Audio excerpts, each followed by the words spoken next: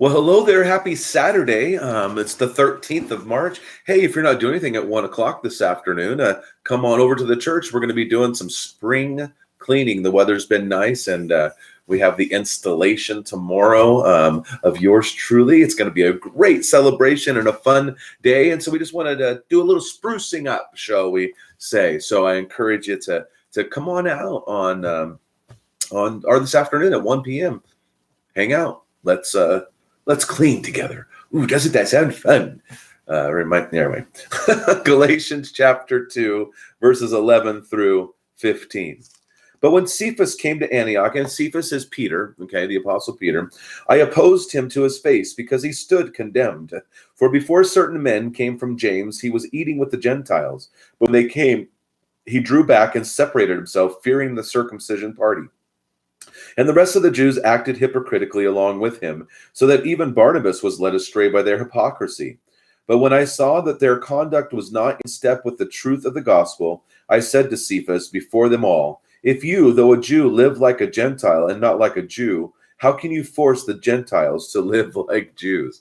You know, you got to appreciate the dynamics. And I think sometimes that the beginning of the church, we need to understand, was kind of like the Wild West. It was uncharted territory. And so here's this new revelation from the God through Jesus Christ. It went through the Jews first, and now the Jews are realizing that this is for the Gentiles. And so, Peter even worked with the Gentiles. God in the book of Acts, said, hey, go see this Gentile, and that whole family got saved. So Peter reported often that God is working through and with the Gentiles. And so we see this interesting, what do we say?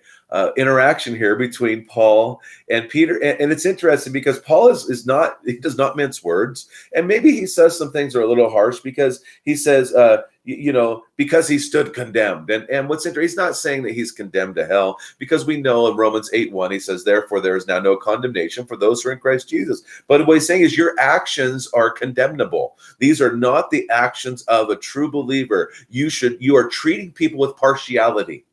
And so because your Jewish friends, even though they're believers, are coming into town, you're secluding yourself to them and not including the Gentiles. You're going back to the way it used to be. And publicly, he rebuked Peter for that. And I think sometimes it's just our tendency to just seclude ourselves. I just want comfort with the people I know, with my familiarity. I get that. But at the same time, that doesn't help promote the gospel at times. We gather together and then we go out, right? We go out and we gather more. And so that's what we talked about last Sunday, right? That Jesus says, if you're not with me, you're against me. And if you're not gathering with me, you're scattering. And so we want to be gatherers. And so we need to, just really strive for unity. And, I wouldn't tell somebody they're condemned, but at the same time, we need to guard our hearts and we need to look at our actions and help one another go, you know what? The gospel is for everyone, even the people that I think aren't my people, that are weird, right? So and there's no one as weird as me. So there you go. May God richly bless your day. Enjoy Jesus. I hope to see you tomorrow. It's a big day for the church. Go and share life.